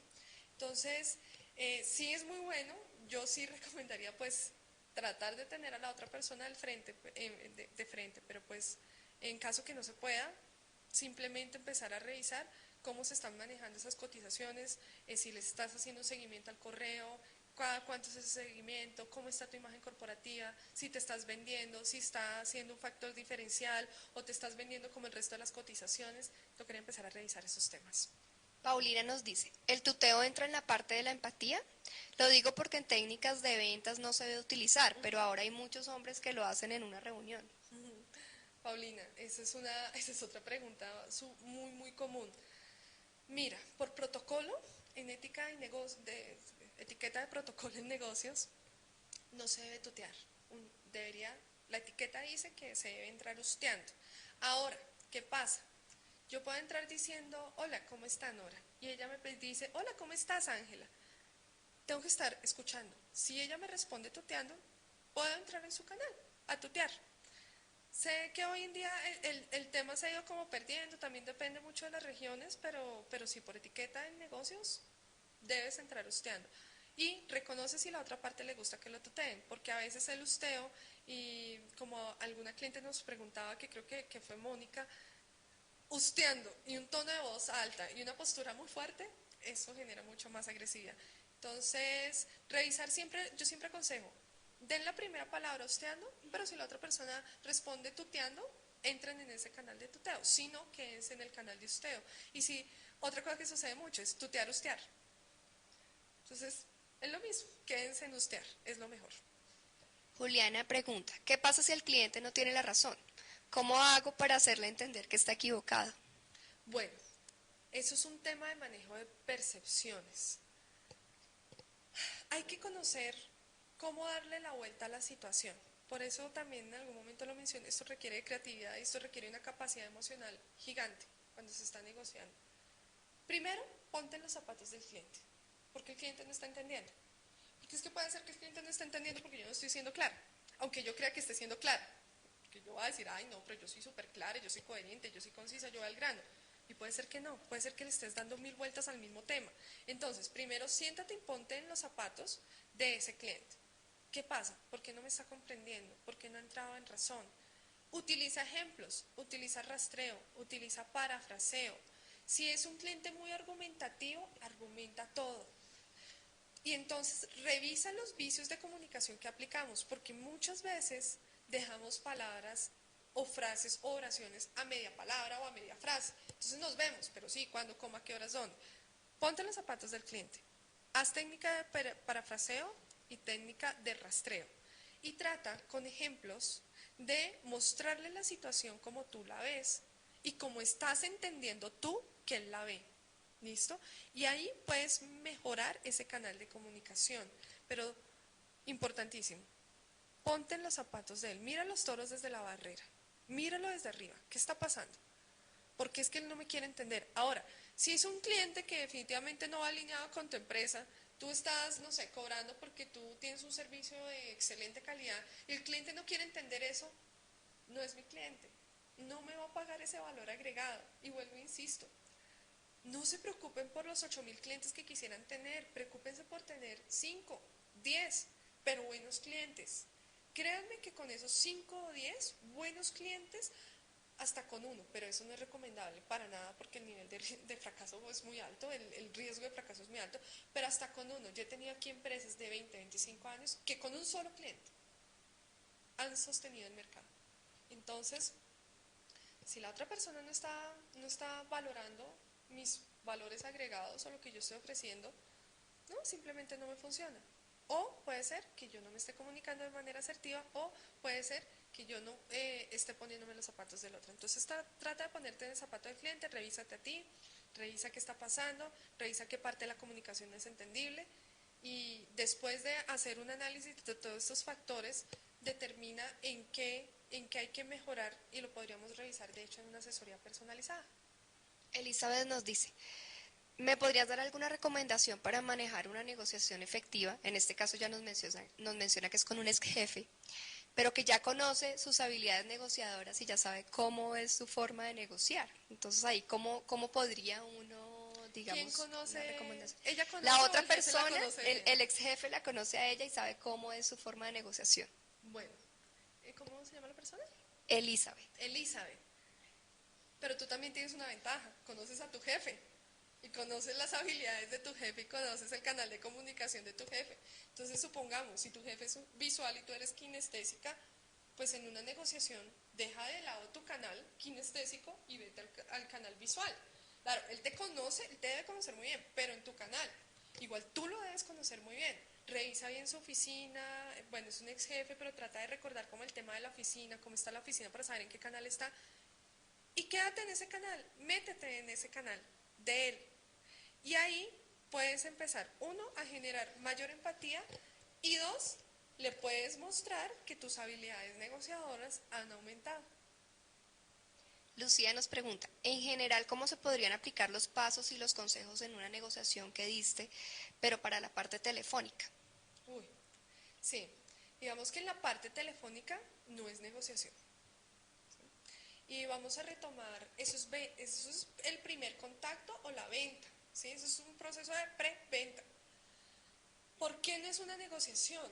Porque tú no tienes a la otra parte. Recordemos algunos componentes que de pronto no los toqué acá porque es una conferencia virtual de una hora, pero los componentes de la negociación son relaciones, intereses. Relaciones, deben haber dos personas, ¿sí? Para que exista una negociación, yo tengo que estar interactuando con la otra persona. Entonces, la negociación por teléfono realmente, si se estuviera dando porque está en otro país y se está dando de pronto por Skype y estoy yo de pronto viendo a la otra persona, ahí ya son otras habilidades que hay que desarrollar. Por ejemplo, empezar a reconocer tonos de voz, timbres, empezar a tratar de estimar por la voz en qué situación o en qué estado se encuentra. Ahora, si estás haciendo una negociación por teléfono, generalmente las negociaciones no se extienden mucho, ¿sí?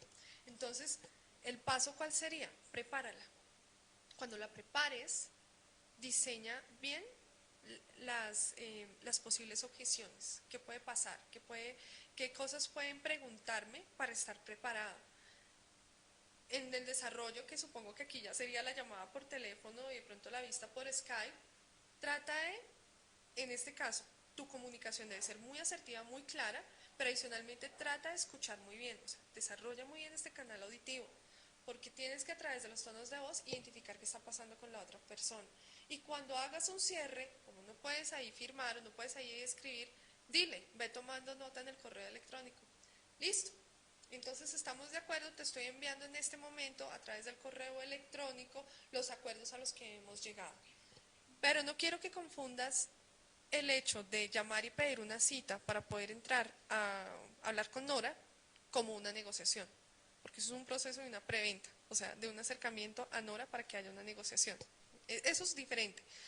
Pero ahora si me dices, no, Ángel, es que mi cliente está en Alemania y nosotros nos toca vernos por Skype y todo el tiempo por teléfono, en eso sí, aplicas esas etapas que te acabo de decir y desarrolla mucho el canal auditivo. Si solo se puede por teléfono, trata de buscar una forma de ver a través de video la otra persona. Wilfredi nos pregunta lo siguiente, es algo parecido a una pregunta anterior, pero de pronto podemos complementar algo. Dice, ¿cómo llegarle a un cliente auditivo y kinestésico cuando se realizan las ventas básicamente por Internet? En un cliente auditivo, revisar las palabras. El cliente auditivo es detallista en eso. ¿Cómo te estás comunicando? Sé hasta la ortografía. Porque el cliente auditivo, las palabras, él las va leyendo, las va traduciendo a su mundo. Entonces es muy, muy importante. Sé, hay formas en imagen, de hecho corporativa, en publicidad, hay formas de llegarle a los tres canales. Al canal kinestésico que hay que tenerle. Entonces al canal kinestésico hay que tenerle algunos colores, pero no muchos porque entonces el canal auditivo se me molesta. Al canal kinestésico hay que tenerle una sección en donde él se sienta familiarizado. Hay que ver cómo a través de la mezcla de los tres canales, cuando es una página web, cómo se puede lograr combinar para que yo pueda entrarle a los tres. Por ejemplo, al canal kinestésico, el banner. Los banners le funcionan porque están en movimiento y como él es kinestésico y él es tacto, él es sentido, pero tiene que tener información la página. De hecho, si revisas la página de Bogotá Emprende, casi que cumpliría con los tres canales. Es visual, maneja colores, eh, colores vivos, amarillo y rojo. Es auditiva porque si tú buscas la información, por ejemplo, en la parte de financiamiento, la contiene y contiene información precisa, exacta, el vocabulario, digamos, es muy aterrizado y contiene lo que tú estás buscando. Y es kinestésica porque se mueve el banner, porque hay videos, porque hay un portal de niños. Entonces, esa es la manera de tratar de combinar estos tres canales de comunicación en una página web. Andrea nos dice, ¿cómo entrar a competir en una negociación cuando mi empresa hasta ahora está incursionando en el mercado y las otras ya tienen experiencia? Perfecto, Andrea. Si me permites, hago una corrección. Ya estás entrando a competir. Cuando yo entro a competir, ya entro en una rivalidad. Entonces, esos son los temas inconscientes. Miren cómo es de bonito este tema. Es inconsciente, pero que ya si otra persona te lo revisa, dices pilas porque estás pensando en una negociación, no como una relación gana-gana tal vez. Habría que revisarlo. Y eso es una corrección que quería hacer. Y dos, cuando una empresa está incursionando, ahí es importante saber qué es lo que tienes tú de diferente a esas otras empresas que llevan una gran experiencia. Sé que no es fácil, el 90% no, de hecho ya ha bajado esta relación, pero un gran público, un gran porcentaje de nuestro público es emprendedor, empresas que hasta ahora están naciendo. Créanme que cuando logran desarrollar un valor agregado, una ventaja competitiva muy clara frente al mercado, que saben que tienen competencia dura, que saben que tienen competencia que lleva mucho tiempo en el mercado, pero también saben sus debilidades, logran buenas negociaciones. Y me gustaría preguntarte, ¿te estás comparando con esa competencia correctamente? Porque, un ejemplo, voy a montar un supermercado y digo que mi competencia es Carrefour. No, pilas, no es tu competencia directa, es una competencia indirecta. Mi competencia es otros que con la misma capacidad instalada y con los mismos recursos y con lo que yo tenga pueda competir conmigo, pero yo no puedo ver tampoco mi competencia va a ser champú y mi competencia es Procter Gamble. No, esa no es tu competencia. Tu competencia es una empresa que se dedica al mismo segmento con las mismas capacidades y los mismos recursos o que tenga el mismo concepto de negocio. Esa es tu competencia. Entonces también de revisar a quién estás considerando tu competencia y definir valores agregados. Yo creo que concluyendo esas preguntas que me han hecho, pilas con el valor agregado, pilas con el satisfactor. Ustedes, más allá del producto o servicio, deben estar vendiendo algo más. Y un gran ejemplo, la gente ¿por qué compra un Rolex? ¿Por qué compra un Ferrari? ¿Por el carro? ¿Por el reloj? No, están satisfaciendo algo más. ¿Qué es estatus? ¿Qué es ego? ¿Qué es reconocimiento? Eso es lo que están vendiendo. Entonces revisemos los modelos bien de negocio y si están emprendiendo, pues aprovechense de Bogotá Emprende porque cuando nosotros trabajamos este tema de emprendimiento, lo primero a lo que le llevamos es, claro, ustedes tienen una actividad económica, una idea, y eso es clarísimo para ustedes y para nosotros. ¿Cómo la convierto en una oportunidad de mercado? Esa es realmente la labor. Eugenia nos dice, ¿qué opinas acerca de eso que se llama romper el hielo? Creo que se debe hacer, dependiendo del contexto, dependiendo del canal de la comunicación de la otra persona. De hecho, mira, en ventas me preguntan mucho, ¿Es que debo ser una persona chistosa para aprender a romper el hielo? Si no lo eres, no lo hagas. Si lo eres, aprovéchate de eso. Hay personas que tienen una habilidad increíble para generar chistes y entrar con un buen chiste, un chiste serio, pero que rompe de una vez el hielo entre todas las personas. Pero si yo no tengo esa habilidad, no me va a creer el chistoso, porque si la embarra. Eh, Pienso que hay que reconocer qué habilidades tiene cada uno para saber cómo romper el hielo. Hay personas que simplemente rompen el hielo con una buena sonrisa, con un buen gesto, con un buen comentario, con un comentario de actualidad. Pero claro que hay que saber romper el hielo, porque recordemos que esto es tema de manejo de relaciones. ¿Cómo rompes tú el hielo cuando tienes una pareja? Cuando estás conociendo a una mujer, o cuando estás haciendo amigos, o cuando fuiste a la universidad. ¿Cómo se hizo ese rompimiento de hielo? Entonces, para mí el tema de rompimiento de hielo hay que hacerlo. De hecho, en Bogotá Emprende utilizamos muchas actividades rompehielos, porque hay que entrar en un rol de confianza con el público, donde se sientan cómodos, donde se sientan agradables, y este tema de rompehielo es importantísimo, por lo menos en nuestro caso y en nuestro modelo de negocio. Ok, vamos con las últimas preguntas. Paulina nos dice, en una cita de negocios es bueno en la presentación de mi empresa decir que somos una empresa nueva. ¿Qué podemos generar en nuestro cliente con esto? Esa es una muy buena pregunta, Paulina, sucede mucho. Es que somos una empresa nueva, acabamos de constituirnos, llevamos un mes nuevecita, solo somos 2 personas, somos una empresa colombiana con muchas ganas y con mucho arranque. ¿Hasta dónde esa información le interesa a tu contraparte? Es mi pregunta, ¿sí? Si ya tu contraparte, o sea, ya de hecho todo el mundo sabe, todos ustedes, yo, todos sabemos, que el hecho de no tener una trayectoria, una experiencia, para los creadores es un tema de superar ese obstáculo. Y si es un obstáculo, yo entro diciéndole al otro que es que ese es un obstáculo mío, téngalo en cuenta. No es estratégico. Si la empresa me pregunta, porque es que algunas veces se constituyen empresas que llevan un mes de constituidas, pero llevan 20 años trabajando en el tema. Entonces, hay que agarrarse de esas experiencias, ¿sí? Hay personas expertas, sobre ingenieros, personas técnicas, llevan 30, 25 años en un ramo y deciden constituir una empresa, y deciden formar su empresa. Como empresa tal vez no tienen la experiencia, pero en la labor que están haciendo, en el servicio que están ofreciendo, en el producto que están diseñando, tienen toda la experiencia.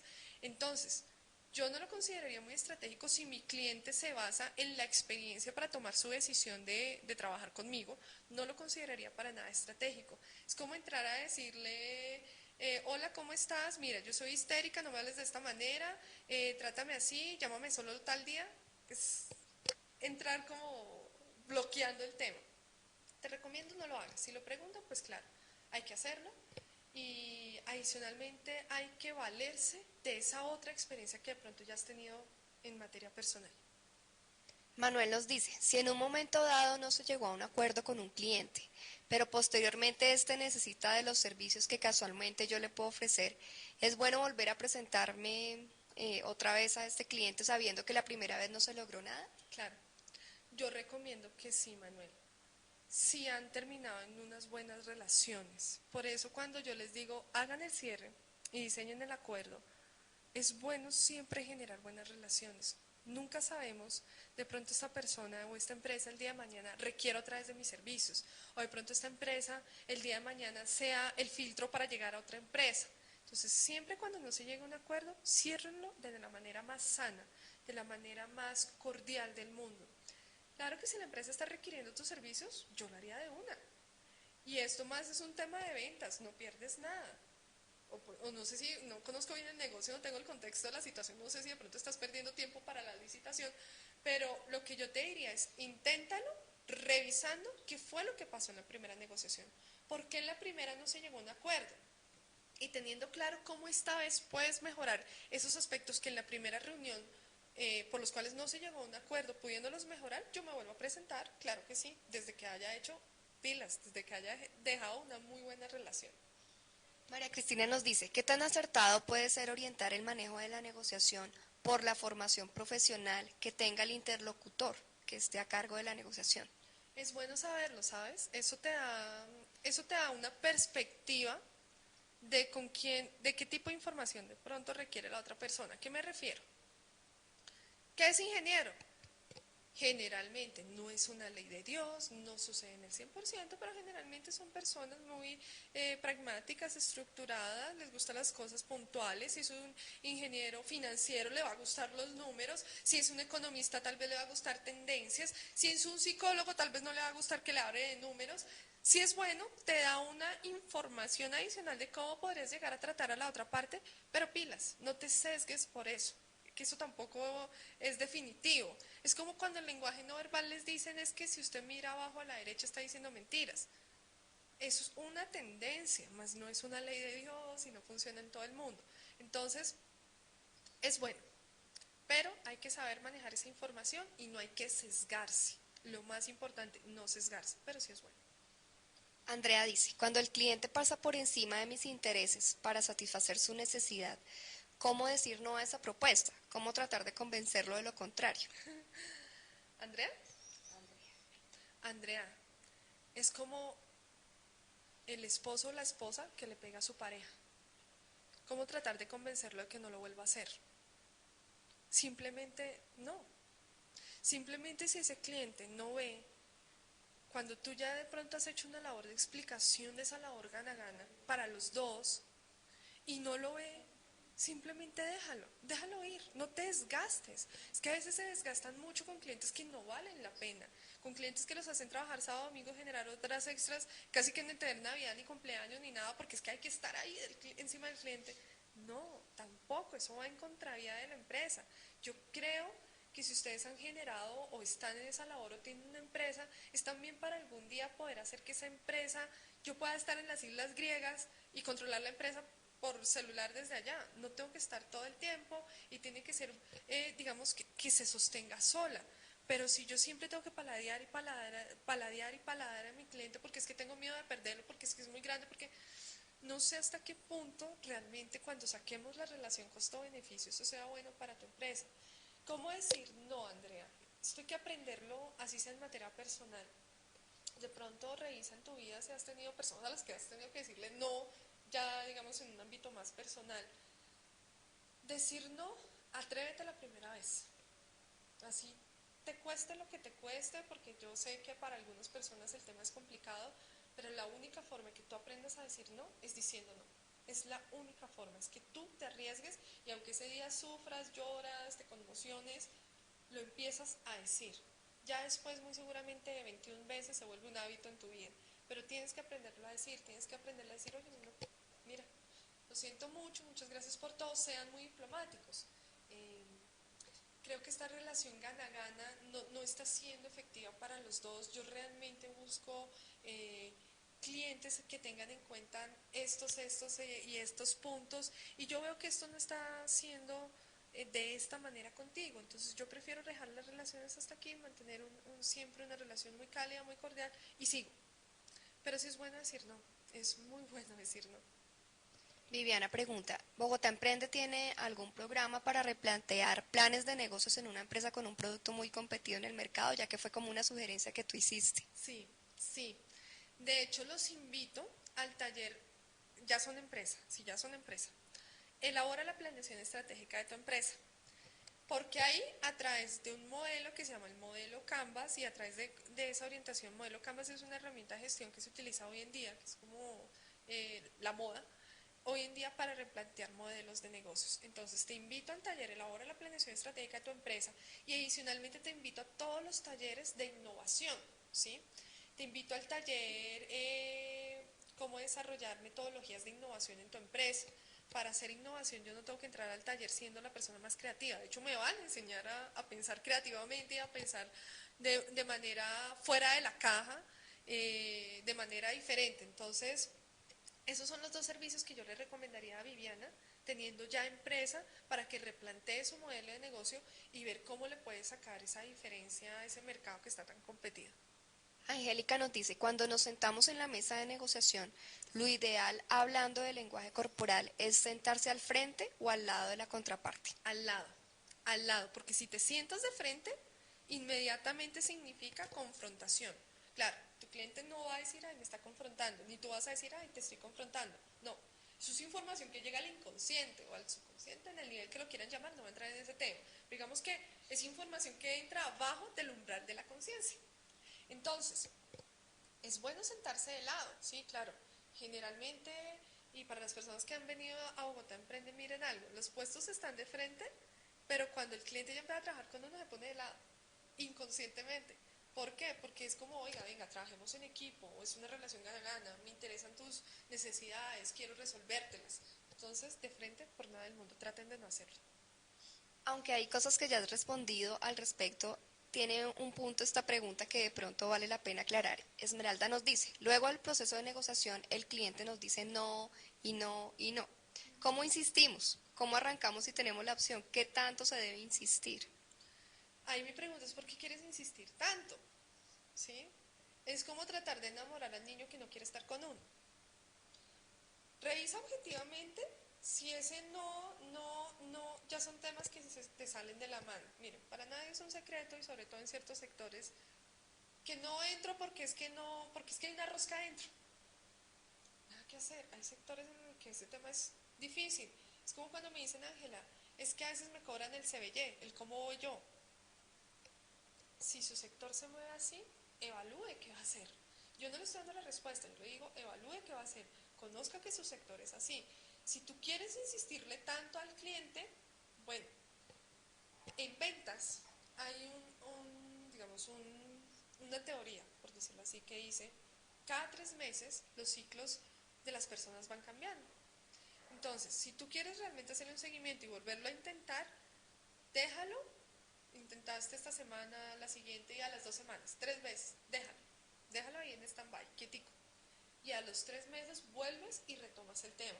Pero entonces a lo que yo voy es pilas con esa insistencia, porque es que la insistencia a veces les genera un desgaste, y ese desgaste, esa quema de tiempo con ellos, hace que yo pueda perder opciones de estar con otros clientes o llegarle a otros clientes. Ahora, si es realmente un cliente que necesita tu servicio, que necesita tu producto, que han habido ciertos temas por los cuales no ha querido trabajar conmigo, pero yo sé que puedo entrar porque además también en este tema hay que tener perseverancia, lo que te digo, aplícalo de cada 3 meses. No sé, insistente al principio, pero si ya has visto que has insistido 5, 6, 7 veces, déjalo y retómalo a los 3 meses. Joana nos pregunta, ¿cómo hacer para que las negativas no afecten de forma personal? Las negativas. Digamos, cuando un cliente dice no y no, está negociando con alguien y todo es no, pero se afecta también Claro, como esa parte personal. claro. Joana, Joana. ahí lo más importante, Joana, no es contigo. El tema no es contigo, ¿sí? Míralo desde la barrera. Eso es algo que William Ury, que como les decía es el autor a quien más sigo en el tema de negociación, porque es un gurú en el tema, es el que creó la escuela de negociación en Harvard. Él dice, miren los toros desde la barrera. Esto es un tema de emociones y claramente se ven involucrados algunas veces. William Ury contaba, y ustedes lo pueden buscar por Google, un caso que tuvo con Hugo Chávez, donde él trató, cuando pues, lo atacaron, él dijo, quería defenderse, y cuando pensó en defenderse, intentó conectarse, ahí es cuando ya te conectan. Si tú ya estás pensando en defenderte, ahí te conectaron y te engancharon emocionalmente. Y él decía, en ese momento yo me pellizqué la mano y me acordé que yo debo mirar los toros desde la barrera. Él dice, yo debo mirarlos desde el balcón. Trata de hacer lo mismo, trata de generar algo que te acuerde que el tema no es contigo, el tema no es contra la persona, ¿sí? Y si es contra la persona porque de pronto el cliente lo está viendo así y lo está atacando de esta manera, atacándote a ti y atacando a la persona, trata de hacerlo a un lado. Pero mira, Joana, que eso requiere mucho de trabajar el tema de cómo empezar a diferenciar que no es contra mí, sino contra el proceso y hacerlo a un lado y listo. No desgastarme emocionalmente con esta persona. Eso va a requerir de mucha práctica. Y vamos ya con las últimas dos preguntas. Juan Pablo nos dice, ¿cuáles serían los mejores sitios o espacios físicos para llevar a cabo las negociaciones? Juan Pablo, si tú lees los libros de negociación, dicen que es mejor llevarlos a cabo en un lugar neutral. Entonces te dicen, saca al cliente a un lugar neutral. Ahora, yo decía, bueno, eso en la vida real no sucede, o es muy raro que suceda que tú, estando con tu cliente y es la primera vez, le puedas decir a tu cliente, oiga, y adicionalmente que me recibió y que hasta ahora lo estoy conociendo, venga, ¿por qué no vamos a un sitio neutral? Es muy difícil. Generalmente, ¿qué se hace? En el lugar de la contraparte. Aquí lo que yo te sugiero es que conozcas el lugar a donde vas a ir. El ser humano instintivamente le dan temores los nuevos lugares, porque no es su territorio, porque no lo conoce, instintivamente. O sea, esto no es consciente la persona. Entonces, si va a ser en el lugar de la otra persona, revisa, primero trata de hacer un sondeo de ese lugar, trata de revisar la oficina. Es que generalmente sucede que es en la oficina de la contraparte, generalmente sucede. Ahora, lo que te digo, los libros dicen y la teoría dice, sácalo a un lugar neutro. Si tú puedes lograr hacer eso, es mejor, porque digamos, ahí sí sacas a la otra, sacas a tu contraparte de ese confort, por decirlo así, o de su zona o de su territorio. Pues obviamente eso es excelente. Pero lo que te digo, la mayoría de veces no sucede así. Entonces yo lo que sugiero es primero conozcan, traten de ir un día antes, traten de conocer en qué entorno se van a mover. Vamos con la última pregunta. Nicolás nos dice, ¿qué pasa cuando el cliente no pide descuento, pero cuando uno se entera escogió otro proveedor con un precio más bajo al cual de pronto yo hubiera podido llegar? ¿Cómo se detecta ese tipo de clientes y ese tipo de, digamos, de cualidades y características o necesidades? Eso se detecta preguntando. La única forma de llegar a Roma es preguntando, ¿sí? Cuando no se tiene esa información y de pronto es un cliente muy callado y no me dijo nada, todo le pareció perfecto, yo tengo que empezar a indagar. Yo tengo que empezar a decir, bueno, ¿y qué te pareció? ¿Estás de acuerdo con el precio del producto? ¿Estás convencido de esto? ¿Te parece que es justo? ¿Te parece que responde a tus necesidades? Sí, no me la responde. Cuando los clientes son muy callados, que de hecho esos son los clientes más difíciles, porque no sabes cómo sacarle la información, cuando son muy callados tú tienes que utilizar muchas técnicas de preguntas. Preguntarle todo el tiempo qué te pareció. Ahora, si después ves, es que, vuelvo y repito, por eso la importancia de la preparación, porque si tú de antemano sabes que a ese cliente le gustan los descuentos, pues de entrada sabes que al final tienes que hacerle un descuento y lo enamoras y se queda contigo.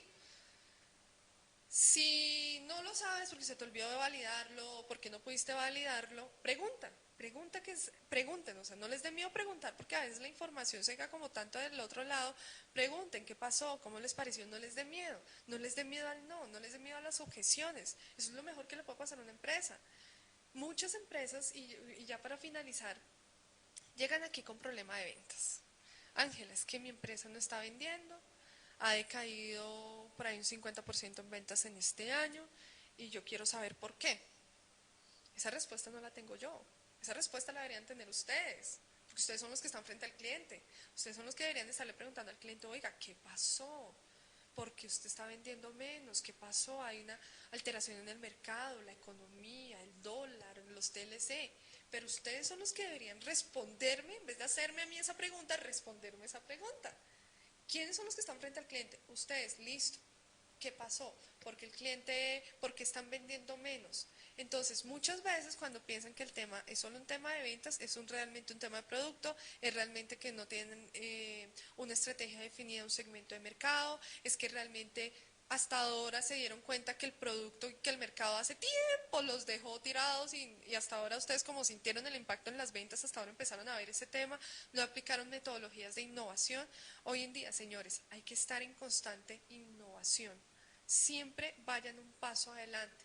Y ya para finalizar, quiero decirles que ahora con todo el tema de los TLCs, tantos TLCs que se están firmando, que se están negociando, yo creo que este tema de negociación se convierte en un tema crucial para los empresarios. Y más crucial entender que tenemos que generar alianzas estratégicas, no sociedades, alianzas estratégicas, que tenemos que entender que tenemos que trabajar en red, ¿sí?